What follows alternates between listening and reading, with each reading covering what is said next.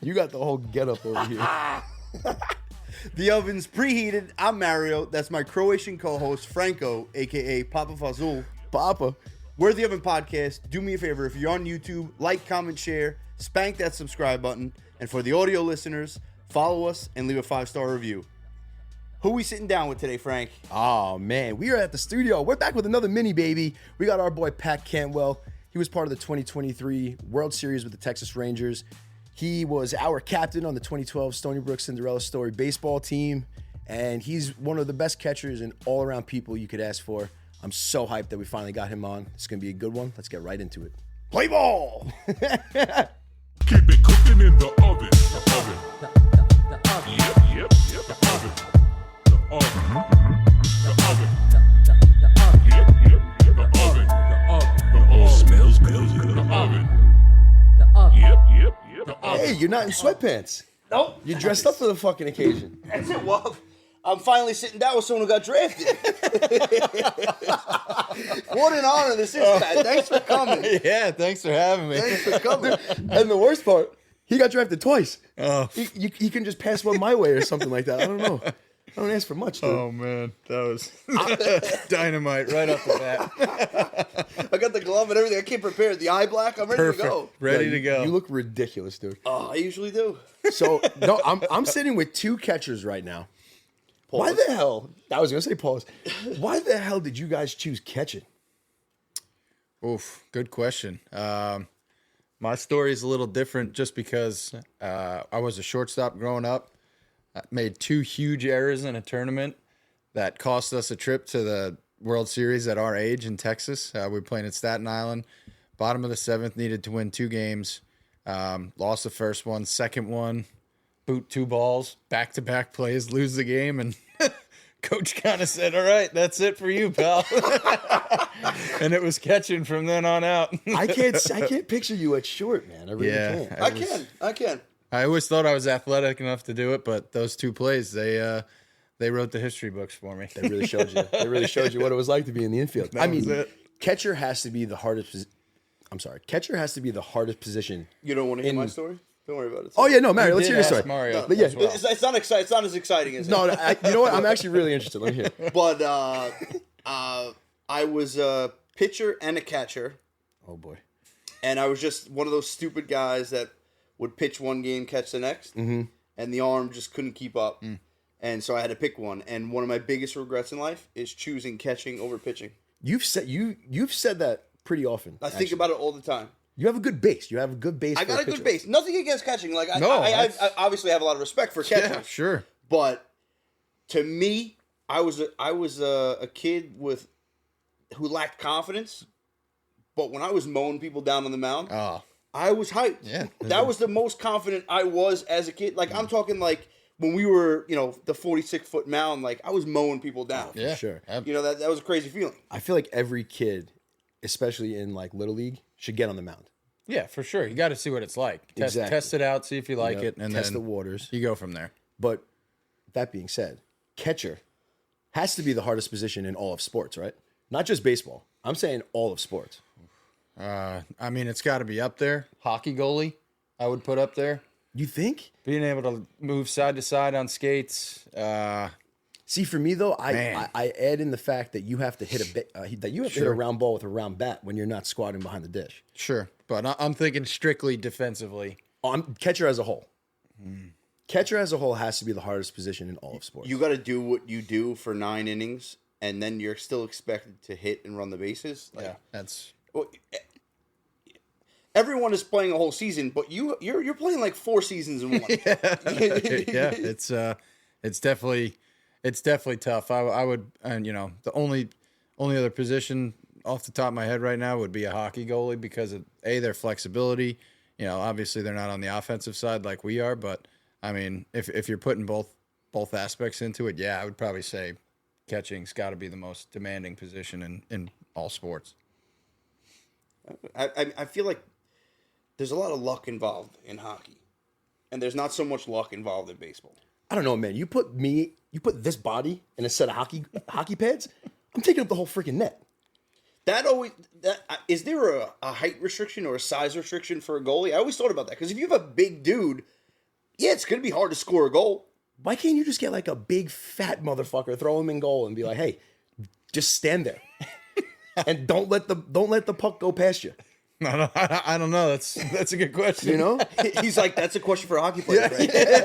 Not really sure how to answer that one, Frank. He's like, I was on a World Series team, like, you know. Not really sure where to go with that one, Frank. oh man, I want to jump right into something quick. yeah. I mean, everyone wants to know, what's your wildest story in the majors? Dealing with major leagues, dealing with coaches, umpires, fans. What's your wildest story? I mean, there's, COVID was such a wild time. I think just that experience was something that was out of control. We had lining up in the bullpens my first year, they had plexiglass so that fans couldn't. And, just like in a hockey game, people are banging, kids are putting their face on it, licking the plexiglass. And it was just one of those things like, it seems so counterproductive to everything that the world was trying to go through at that point. That's something that I'll just, never, ever forget in terms of like something that I just never anticipated I would see on a baseball field. But the crazy, best crazy story would have to be winning the World Series. There's just nothing, nothing like it. Hard to put into words still, when you think about it and you see the Dodgers last year celebrating, I was like, man, you did that. You were there. You were on the field. You were a part of something, like that. And to me, that there's nothing that'll top that. So, Such a crazy, what's the odds that you got to do it with Travis too? Man, College World Series in 2012, MLB World Series in 2023. From Stony Brook to the Rangers. Crazy, man. I wonder how many baseball players have played in both the College World Series and the World Series, or won both of them. I mean, I'm not sure. I know our closer, Josh Boers, who closed out the World Series for us in 2023, he also closed the World Series for the University of Virginia when they won it. Really? So he's got to be on a super, super short list of people ever do that. I mean, I'd never looked into it, but I'd be hard-pressed to think that there's more than 5. And, that was my number. 5 would be my, max number. So that's a truly incredible thing. Brendan Finnegan pitched in the College World Series, TCU, and then, with the Royals that year. So, there are some guys, but, man, it's something special for sure. It's crazy. Absolutely crazy. And doing that, with the team that we had, I want to touch real quick on Stony Brook. Long Island guy. What made you decide, that Stony Brook was the move? And was it one of the best moves that you've made? It was the best decision I ever made. We'll put that out there right now. Best decision I ever made. Didn't get a whole lot of love coming out of high school. Some visits. I went to Post. I went to St. John's. Stony Brook, made the best offer. Coach Senk made me feel the most at home. Two buddies, Trope had committed there before I did. And I'll never forget, I was at York College helping my sister move in. And, I just looked at my mom and dad. I'm like, I'm going to go to Stony Brook. They're like, all right. I called Coach Senk from York, Pennsylvania. I said, I'd love to come to school if you still have the scholarship available. And, he said, that's great news. We'll talk about it when you get back. And that was it. But such a Senk answer. Yeah. He's like, enjoy moving your sister in. Well, call me when you're on your way home. But sweat it out the whole time while you move your sister in. I'll see what I can do. Man. It was, I'll never forget that phone call though. That was awesome. Best decision I ever made. I'd have to agree with you. It was incredible. I'd have to agree with you there, man. I say that all the time. Best decision I made was going to Stony Brook. Absolutely. Set us up just for long term. Everything. Just life. Yeah. Just being a person. What's the best advice that you received while you were there?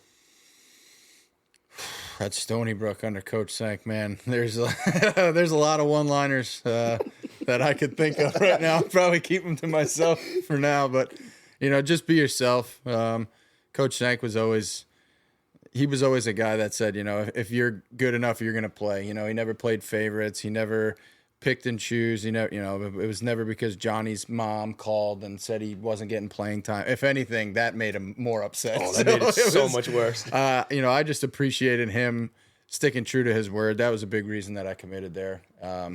He said we'd have a chance to play right away as freshmen. So we took that to heart, and you know, he always said, you know, don't change for anybody. If it got you here, keep working hard, and that was something that we all took to heart. I mean, you know that. You know, everybody that's gone there and played for him knows that. So yeah, I mean, between him, Panucci, Marin. Yeah. I mean, they were the first coaches when I walked on campus. They were like the first coaches I really ever met. They were like, yeah, I want you to be exactly yourself. Yeah. I looked at Marin, I'm like, you fucking sure did? A weekend, they called Frank into the office. Hey, remember what we told you about being yourself? Let's pull it back a little bit. He's like, all right, Dial it back a little. But dude, you talked about, you know, if you're playing well, you play. How frustrating is it for someone like you, a talented catcher, to see some of these guys get a chance behind the plate just because they can hit? For me, being a catcher, that drove me crazy. Like watching a pitcher get frustrated because they lack the defensive skills, but because they can rake, that's where they ended up on the field. Like, how frustrating is that? I mean, it's never, you know, it's hard because it's such a huge part of the game, and part of you just wishes that you had that ability. You had that ability, like, man, like just a week, get hot like this guy, just for a week. So in that aspect, you know, you didn't really hold it against them. You just wish that you had more of that. Mm-hmm. You know, but defensively, that was always what I felt was my strong suit. So yeah, I mean, it gets frustrating at times, but you know, again, I was a firm believer in, you know, if you're meant to play, you're going to play. If you're good enough to play, you're going to play. So whether it was coming in the 7th, 8th, or 9th inning to finish off a game with guys that were throwing harder and had better stuff, you know, that was the role. You know, if you didn't start the game, no big deal. You had to be ready when, you know, your number was called. Coach Senk was huge on that. So, you know, there's always going to be things that frustrate you in the game, but you have to be ready when your number is called either way. Absolutely. I want to touch base real quick with LSU. Mm-hmm. Alex Box Stadium. Mm-hmm. Hands down for me, the environment, the stadium itself, best ever. Best I'll ever play in, obviously. Best I've ever played in. You've played in all these stadiums, all these different stadiums, minor league, major league. Mm. Where does Alex Box Stadium rank in the grand scheme of things? I mean, it's a top 3 for me easily. Obviously, I was playing, so it was different. You know, the playoff run that I was with the Rangers, Baltimore was. You were in Baltimore. It was incredible. Dude. The national anthem in Baltimore, I still get goosebumps thinking about it. It was. When they say "oh" at that point, and oh my god, and then that gave me chills. And then Gunner's walk up. I mean, Gunner's walk up. Everything. He walks up in the whole stadium singing. You're like, oh my god, how do you pitch to this guy? that whole series, you know, Baltimore right into Houston against our in-state rivals, and then Seager and Adolis, the home runs, and you know, in the World Series to win it, and it was like the energy was infectious and it was incredible. But I think. Playing at LSU, that energy was more directed towards me specifically and the guys on the field. So it's a top 3 for me. Obviously, the World Series and the playoff run's incredible, but playing wise, it was my number 1 for sure. It was incredible. I try and explain to people. It was so loud that it was quiet. When we first started the game. Yeah, your ears are almost ringing at that point, and it was like. You know, we showed up the first day and for a practice, and there was guys making margaritas in the parking lot, like already heckling us. It was incredible. You know, we're like, oh man, like we are in it now. Like this is going to be the real deal. So, I mean, but incredibly gracious in defeat. They were, you know, they stayed, they hung out, they high-fived us after. We had the motorcade in Omaha from those guys. So my hat's off to everybody at LSU. You know, we love playing there. That was an incredible experience. So. Definitely my number 1 as a player. I'd have to agree. Best fans ever. Oh, like incredible, ever, man. Incredible. So from one best to another, I want to go to pitchers that you've caught for. Mm-hmm. Who had the filthiest pitch that you've caught? Oof. deGrom slider is, you know, elite. I would say when Aroldis Chapman caught the seam the right way on his slider. Or when when he caught the seam right on his splitter, there's just not much like it, you know, that you've ever seen before. The splitter that he developed overnight. It was incredible. I mean, it was like stuff that you see in video games. You know, it's it was just truly, he'd throw one or two good ones to get loose, and then he would really rip on one, and you're like, oh my God, like that is incredible. You're like, you go out there and throw 9 of those, nobody's gonna sniff one. So I would have to say, if you were just gonna take one pitch and throw it as hard as and rip it as hard as you could, his slider was absurd. And what's it like catching a 105-mile-an-hour fastball? I mean, as long as it's in the right spot, it's okay. As soon as it starts leaking, that's when it gets a little harder. But it's a hell of a lot easier to hit than to catch than hit. Yeah, exactly. I mean, as long as it's in the vicinity that I'm expecting it, it's normally all right. So he was great to catch, a lot of fun. But man, when he got on it, it was there's just nothing like it. So I mean, from the stands, it was unbelievable. So yeah, that's what it's like behind the plate. It was something different for sure. He's got some of the best mechanics, man. He like explodes like a bomb explodes, like from that little crouch. Yeah, it's nuts. It's crazy. He's a great athlete too. Who's the toughest pitcher you faced that you were in the box for? Batting from the right side. Batting from the right side. I faced Ranger Suarez a little bit, the lefty from Philly. Mm-hmm.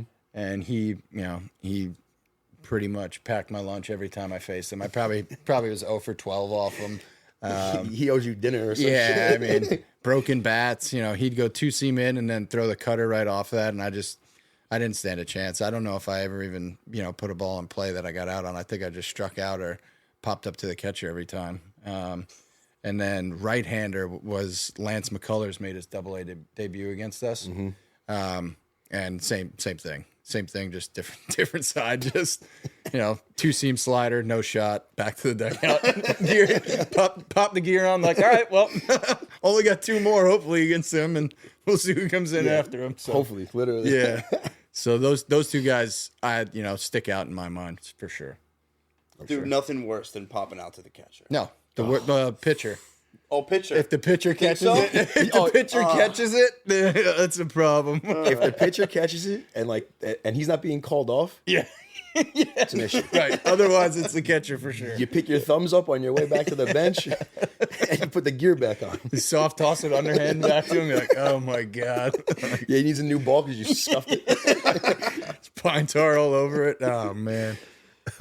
Dude, all these new rules in place, man. You kind of, you were in there for like the tail end of, really the beginning of them. Yeah.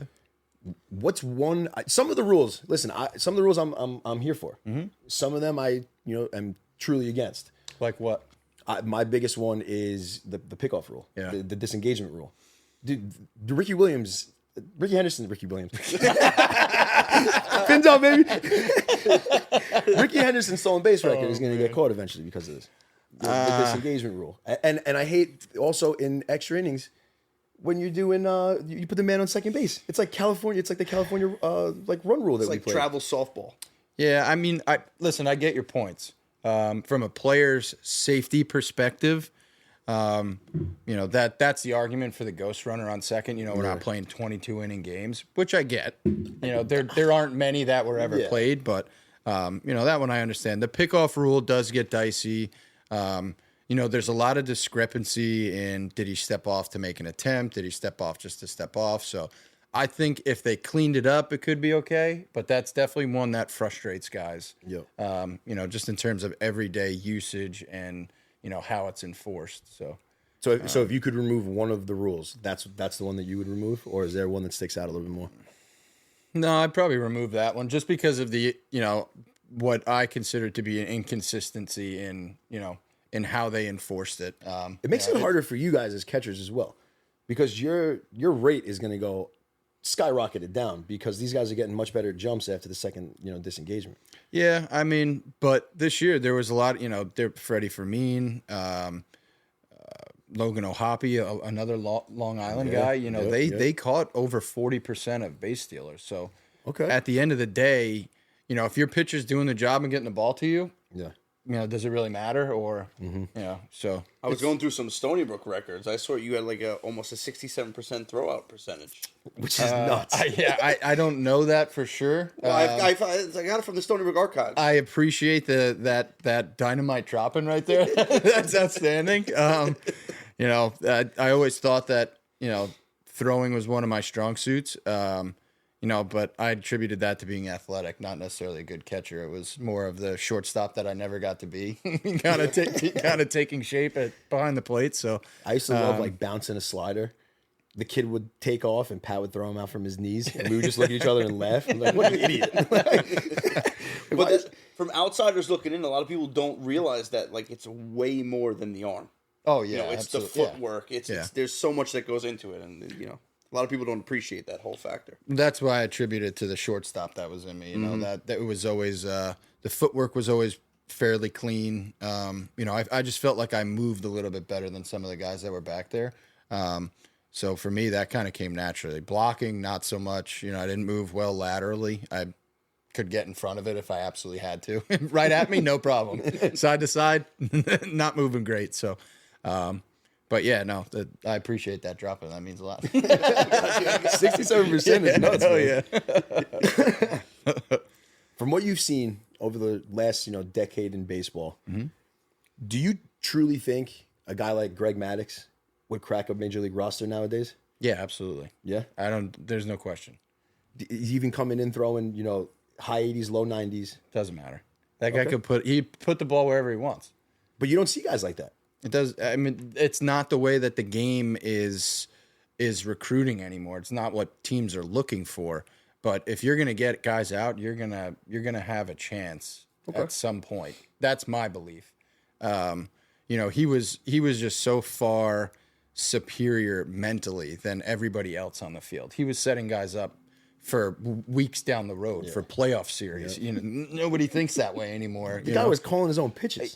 And but that's my point. He knew how to get himself out of jams. He knew, where he needed to throw what to get what guys out. He knew when he could give up, a hit to, sacrifice for an out later in the game. Specifically him, I don't question that for a second that he would. Okay, he so would. maybe Greg Maddux was a bad example. I mean, even Kyle Hendricks though, like he's had a great career and he's similar. His velo's down a little bit now, but he's been in the league for 10 plus years. And, You just don't see it nearly as often. Yeah, everyone's coming out throwing cheese and right. But the game, even the young kids with the plyo balls and how hard can you throw and. That's what everybody's looking for. Give me 4 innings at your max instead of give me 8 innings and 3 runs. It's just not what they're looking for. If you can shorten the game and get the 4 guys coming out of the bullpen throwing 100, then do that. So like the complete game record, that's set in stone. never be touched. Never. Not even.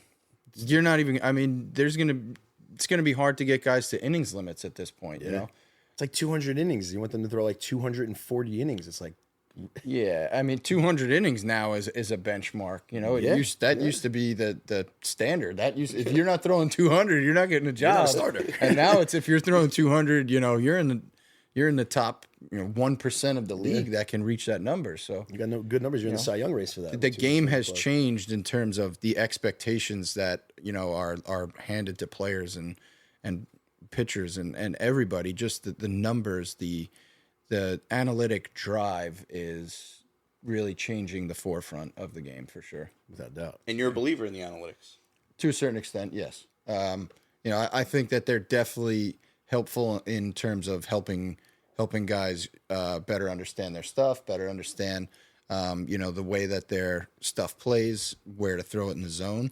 But I also still believe in the eye test. I don't think that everything should be run and simulated through the computer. It takes out human error. So in terms of belief, yes, I believe in it, but I believe that it's there as a tool to improve, not necessarily as a tool to rule, right? I don't think everything should be going through analytics, but I do think that there's definitely a place for it. I agree. There's a balance. Yeah. I mean, with everything, some teams lean on it a little bit more heavily, but that's their philosophy. So it's hard to argue. For sure. I don't think I've ever asked this before. I love the video. JT Real Muto, the guy, the relief pitcher's coming in from the outfield, and he's sprinting in. He's a chunky dude, man, running in, and JT's face is just all time. Yeah. He's like so disappointed. Like he's like, come, like really. What is the weirdest or most outlandish thing you've heard someone say on the mound to you? It's actually at Stony Brook. Okay. We were at North Carolina. This is after a whole debacle already. We had a guy run in from the bullpen that we didn't signal in. So they sent him back down to the bullpen. So we get, another out or two, and then we call him in the game. He's a freshman at this point. He gives up, a couple hits. I go out to the mound. I'm like, hey, are you okay? He's like, I'm not really sure, man. I blacked out. And I'm like, what do you mean you blacked out? Like, the bases are loaded. We got no outs, and we're getting we're getting kicked around here. Like, I need you to focus. He's like, I don't know, man. I think I'm going to throw up. And I'm like, oh, my God. And I gave the look that Real Muto gave, and I'm just like, oh, my God. Like, I was like, all right, take a deep breath. He didn't get out of it. We had to make a pitching change, but after that, he was pretty good for the rest of his career. But, man, I'll never, as long as I live, forget that moment. He looked right at me. He's like, I'm going to throw up. I'm like, oh, my God. I was there for that, wasn't I? Yeah. Wasn't it Tate? Yeah. He's like, shout out Tate, like, man. I don't know, man. I blacked out. I'm like, dude, you just faced 4 guys. You don't remember any of it? He's like, I don't remember any of it. I'm like, oh my God, dude. Remember the first series he came in, I think he came in for Trope. Yeah. He was the first guy out of the bullpen, freshman. Came in, mowed the side down, threw up behind the dugout, Yeah. and then went back out for 2 more innings. Oh my God, I love this kid. I fucking love this kid. That was I'll never forget that mound visit. And more so the look on his face than the words that I could just tell he was lost. He just had no idea. Oh man. I don't ever want someone who's blacked out throwing Right, anything at me. I mean, I stood out there till the ump came and got me. I was like, you need to calm down. Like, we at least need you to not start the dry heaving on University of North Carolina's mound, because they'll never invite us back. Never. So that was one for me that I'll never forget. That was incredible. I got one more that I feel like we have to do. Catcher. I want to do it as a whole, as a group. Let's come up with a top 5 catchers of all time. Of all time, man. All time. Yachty. Yeah, he's got to be somewhere on the list. He's got to be up there. Yachty. Pudge. Yachty, and Yachty. I don't know. Pudge is up there. Yachty's up there. Johnny Bench is up there. Yogi Berra is up there. Right. I mean, you got to throw Salvia in there now too, right? He's been in the league for so long, dude. I give Salvia a lot of credit, but he's starting to play a little first, starting to DH. Yeah, These other guys were catchers their whole careers, and I'm not taking anything away from that guy because his career's been stellar. But Yachty was catching 155 games till the last season that he played. So, Yachty's our number 1. he's up there Bench and Berra are hard to take out of the number 1, Okay. But for our generation, I would say Yachty is our number 1. Okay, so we'll go Yachty, Bench, Berra, Pudge 4, and who? Pudge is 4. It's such a hard conversation right now. I don't know, man. Buster Posey 5? Posey's good, but I'm trying to think of, take me back a little bit here. I mean, do you throw Mike Piazza in that mix? Oh my! I was just about to make fun of you and be like, Franco's about to say Mike Piazza. What a fucking stupid statement! Come on, that's bad. What kind of Yankee fan are you? Number 1. Posada was great. I loved watching Joe Girardi. I don't know if he's a top 5 ever, but I loved the way he played. I'm trying to think there's got to be somebody else. And I'm not taking away from Buster Posey because his career was incredible. But he's not your 5. I don't think he's my 5. There's too strong of a feeling that he's not my 5. I'm not placing the 5th guy. Remember Javi Lopez? Man, Javi, Greg Maddox used to call his pitches when Javi was catching. He had it easy. Yeah, exactly. I couldn't imagine that. Like, imagine you're the catcher and Greg Maddox comes up to you. He's like, "Hey, man, I'm going to call it today." You're like, the whole day. You're like, how? I mean, it's truly incredible that nobody ever picked it out. He did this for years. Yeah, this wasn't like this was like a 10-year thing where he was just like, yeah, I got it. Like, okay, as a catcher, what is better than, okay, great. You got it. No problem. I'll set just up. catch it and throw it back. That's it. That's all I got to do. Man, I don't know. I don't know if I could give you a 5 right now. We can go top 3. Top 5 is tough, dude. Then you got to call Buster Posey until he gives me someone else. I'll give you Posey for now. We'll come back to it. Let me think about it. We'll circle back. All right, we'll circle back. All right, while we're waiting, I'm gonna hit you with some favorites. Okay. Your favorite glove? Ooh, my favorite glove is the Woods gloves from Wayne Lee. Wayne Lee, man, Taiwanese. I used them from the second I graduated until last year when I stopped coaching. He would send me 2 every year. They would make whatever I wanted, and it was elite leather. I loved them. Woods, WOODZ. Z. Nothing like it. Nothing like it. No, I love the Woods gloves, man. Pockets were incredible. He was personalizing gloves before personalized gloves was a thing. He was. Dude, back in college, he's like, hey, what do you need? I got you. I'm like, oh, all right. Straight from Taiwan. Yeah. He's like, what do you want? Franco on it? You want Van Dyke? What do you want? Can I get Franco's on his Shout out to Wayne Lee, man. Shout out He Wayne was Lee. I'm pretty sure I asked him incredible. for the D on the D23 on it. There's some stupid shit, probably. Okay. Your favorite cleats? Nike Hirachi, no questions. High top, Oh, it gotta be high top. Always high top. no question. Gotta be high Not top. even a competition. I had ankles like a drunk girl coming out of the bar. Those were not even a question. Your favorite bat? Ooh. I have like 700 of your bats at home too. A wood bat or metal bat? We Wood talking whole life? Oh Or yeah, we- no, let's go metal bat. Okay. I was a big Omaha guy. I had the Omaha 2000 gold. Okay. And I used it for years. And I got mad after that bat in high school, and I smashed it off a cinder block and broke it. Stony Brook was talking shit. So I got an Omaha 2024 orange, and then I rode that one out through college. Man, I was a white Nike guy. Oh, I was the white Nike. those were like cheat codes, though. I mean, all those bats were before BB Core, so. That was the best part. When I got into college, it was the first year of BB Core. The home run. Whoever had the home runs, like the most home runs the year before was like 37. The home run leader was like 17. Yeah, it was- like my freshman year. I was like, thank God I came in this year. Like, I already gave up enough home runs. No wonder he threw 3 no-hitters in college. Right at the right time, Frank. Pat, Perfect timing. You hit 7 home runs in your career That might be high. I don't even know if I hit 7. at Stony Brook. Oh, I thought you meant in my. No, at Stony Brook. I saw something seven home runs. You hit like 6 or 7 just off of me in inter squad. Oh yeah, I know. I would. Yeah, that was. If I could have faced you every single time I stood at the plate, I would have been in the Hall of Fame. It was incredible. Dude, it was incredible. We used to play inter squad, and I was never on his team. Ever. It was And great. we did a thing. It was in it to win a challenge. So it was like half the team. It was you split the team in 2, and I'm starting first game.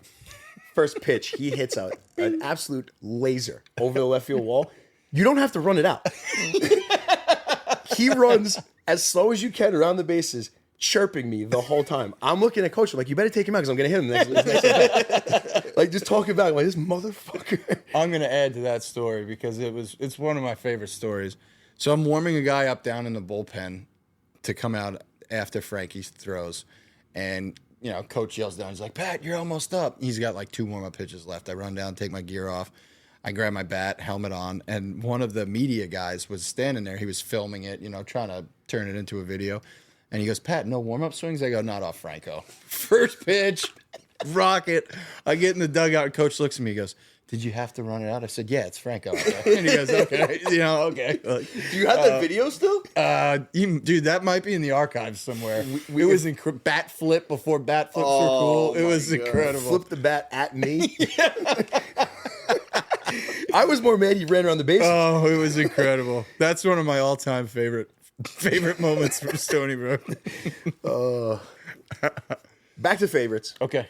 Favorite stadium to play at. Ooh.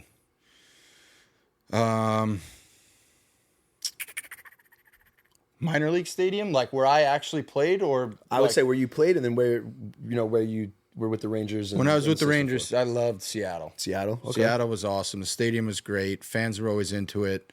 Weather was always great. Where I played, I loved playing in Myrtle Beach. I don't know if that would be at the top of a lot of people's lists, but the environment was always good. Always got a big crowd. Round Rock, even Frisco. When I was in the Rangers system, their organization had incredible incredible affiliates. Myrtle Beach, Frisco, Round Rock. I heard Round Rock is awesome. Round Rock's incredible. Frisco puts on a great show. Even, honestly, when I was with the Blue Jays in Buffalo, when it's not 5 degrees up there, they get a great crowd. They're into it. The surface is arguably the best in all of minor league baseball. Those guys do a tremendous job up there. So, honestly, all 3 places that I played, I couldn't give you one that was better than the other. There's nothing like a fresh field. Oh, man. Freshly manicured field. Is, Buffalo was great, too, because you had a little bit of chill in the air, so you could smell the grass. You know, Frisco and Round Rock, it was always so hot. It was just oof. Buffalo kind of worked its way up for you. When you mentioned Myrtle Beach, I thought of this one time. I was at a tournament down there, and I called time in the box 2 times in a row. The first time, the pitcher kind of like it was like a borderline balk, but I called time kind of thing. And then the second time, the umpire stopped the game and got in my face and told me to stop making a mockery of my game. I'm like, bro, your game? But that's the problem. Yeah, you're umping 14-year-olds. You fucking dickhead. That's the problem with some of those guys. Like, it's not your game. Yeah. It will never be your game. So, Who had the best walk-up song that you've heard? oh, man. Jazz Fear Ricard. A-Rod Money, baby. Shout out Jazzy Fizz. Man, that was something else the first time we heard it. But in the big leagues, I love deGrom's. What's the deGrom's is good. It's Simple Man. Okay. Right? One of my favorites when we came to visit you, and IKF was on the team, and he came out to through the late night. Travis Scott. Yeah. That was bumping. The walkout for me is all based on the crowd's energy. Like a lot of times you hear them so much, but like certain ones, people just get so fired up for, and it has a lot to do with the player too. But Bryson Stott, his walk up is insane. really good, really good. You love to see stuff like that. Yeah, I mean, all time, Mariano's. well, gonna have the best. yeah. I mean Mariano. not even close. All time. Even CeCe's close, man. I mean, Mariano, you could ask any, not even baseball fan, and they're gonna know Mariano comes in. You're right. So, favorite big league chew flavor? Strawberry, Wow. Oh, right like that. instantly. Not even a question. Strawberry. Gatorade color. Ooh, fierce melon. Fierce melon. Love all the fierce flavors are at the top of my list. Fierce grape, fierce melon. Those are my go-tos. I'm true to Cool Blue, man. Yeah, that's fair. I've just had I mean, I must have drank 10,000 Cool Blues in my lifetime. You know, it was nice to change it up every once in a while with a fierce flavor. What about sunflower seeds? Chinook barbecue, no contest. If you never had a Chinook seed, you're missing out. Wow. Okay. Chinook. I've never. Slap in the face to David. Nah, David. No, Chinook. You could eat a whole bag. Your mouth doesn't get dry. It doesn't chap your lips. Elite sunflower seeds. I need to find it. Yeah. I got 2 more for you. Okay. The best clubhouse snack. Oof. I mean, I might have to take a page out of Franco's book. I love an Uncrustable in the clubhouse, man. I love Uncrustables in the clubhouse. They're so easy. Dude, if I was a coach, would not be allowed in the clubhouse. You have to steer clear of some of the cafeterias. Like in Seattle, they have a soft serve ice cream machine in there. Like, I mean, guys are just woofing down bowls of like vanilla soft serve with Oreos on top after games. Before the game? Incredible. Wondering why they can't leg out a double. I mean, that ice cream machine would be my number one if it was like what was everywhere, but probably an Uncrustable. Okay. You know what I always think of when I think of like clubhouse eating? I always think of that scene in Angels in the Outfield. You know which one I'm talking about? Where he's eating like all the salami. Oh man, who's got the best mascot in the MLB? Ooh, that's a good question. Anybody but Mr. Met. Yeah, it's not Mr. Met. No. I mean, Fat ass head. I would have to go with the Philly Fanatic. Oh, I knew you were gonna say that. If you put a lineup of mascots in front of people without the team affiliation on it, you're gonna know that's the Philly Fanatic. Yeah, that's recognizability. I don't even know if that's a word. the ability to look that up, Phil. No, I'm just kidding. the ability to recognize him is unmatched to any other mascot in the league, I would say. Yeah, no, I agree. he's the first one I thought of. Right, So yeah, other than Mr. Matt putting him down, but Gotta be. Before we finish up, just let everyone know where they can find you on social media, wherever. Instagram at PFC03. That's really my only social media. I'm not, huge into it. No Twitter, no Facebook. So, You and Trope, man. if you're looking for a good follow, I post probably once every 2 years. So, It's quality over quantity. right, absolutely. At least Just you know stuff he's that's not important. spamming your storyline. No, there's no spam. There's no spam. But I'll like it. I'll comment on yours if I think it's good. Like I got you on the like button, so don't be I'm sitting at my afraid. desk and I'm like, yeah, Pat comment. I know it's funny. Franco, as soon as they come out, Franco's flooding my inbox with them, and I'm just like, comment. I did that at the beginning, and now he's just commenting on everything. I'm like, I I love don't it. even have to send it to him. Yeah, no, I mean, It's like Pavlov's dog over here. as soon as I open Instagram, I'm like, where's the oven? Where is it? What's down there today? I'm like, oh man, incredible. What do you got, Freddie? I want you to hit him with the last one. Yeah, you like that one? Yeah, I You liked it. I like it. All right, so if you could catch a bullpen for any pitcher in the history of the game, who would it be? Nolan Ryan. Why is that?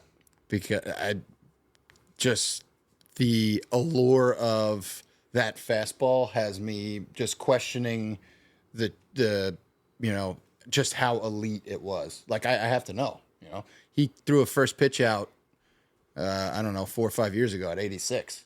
So like, Did he? Yeah. It was something in the 80s. That's crazy. I don't know if it was exactly 86, but it was in the 80s. So. Franco couldn't do that in his 30s. Right? I couldn't do that in my 20s. So I would just love to see, that talent that he just bullied people with for so long. Like, just give me 10 pitches. I don't even need a full bullpen. Just like, I want to see the intensity and I want to see the fastball. Give me 10 fastballs from Nolan Ryan. I think that would be incredible. Dude, I love that answer. Yeah, I love that. I always think about him just pounding on Robin Ventura. Oh, God. I mean, just... And I like Robin Ventura, too. Me too. Man. But the allure of Nolan, he's like, he is baseball. When you think of like intensity and champions and, just sticking it out, longevity, he's got to be, he's got to be up there for, everybody on their lists for, top 3 guys of all time. Absolutely. So, You want to know one thing before we sign off here? He talks about just like people getting up on the mound and throwing. This motherfucker in college, they weren't happy about this, but he got up on the mound, and you were throwing what, like 92 to 94? I don't know about 94. I could probably throw 92 consistently, but I kept begging Coach. I was like, Coach, let me pitch in inter squad. Let me pitch in. He's like, no. So finally one day he's like, all right, like shout out Travis Jankowski, struck you out. Like I will take that to my grave. John Adornetto struck you out. Sorry about it. Just it was one of those things where, again, being athletic kind of helped me there. I just wanted to see if I could still do it. I closed a little bit in high school, and it was, as a catcher, you're like, man, this guy can't throw a strike today. I'm like, come on. So I'm like, let me get up there. Come on. It can't be that hard. Give me 2 innings. And I'll never forget the next day, man, I thought my shoulder was going to fall off. I probably threw like 30 pitches. Got to practice the next day. Coach is like, how you feeling? I'm like, He's like, yeah, that's what I thought. Beat it. yeah, go run the loop like every other fucking pitcher. Exactly. Get your conditioning and get out of here. That's awesome. Pat, awesome time. Yeah, man. Thank you guys for Appreciate you. having Thanks me. for coming. Yeah, for sure. Absolutely. Guys, don't forget, if you're on YouTube, like, comment, share, spank that subscribe button. Audio listeners, follow us and leave a 5-star review. And don't forget, there's always an open seat for you at the oven. Yes, sir. We out. We teamed up with Underdog Fantasy. We have a promo code OVEN. We're going to give you 50% cash back on your deposit, maximum $500. That's a free $250 in the bag for you if you do it the right way. It's free money. Money in the bag. And W Energy. Same code oven, get you 10% off your first order. I think every order actually, correct? Every order. Every order moving forward. 10% off W Energy drinks. They're the clean energy. We love them. You're going to love them. Keep it cooking in the oven.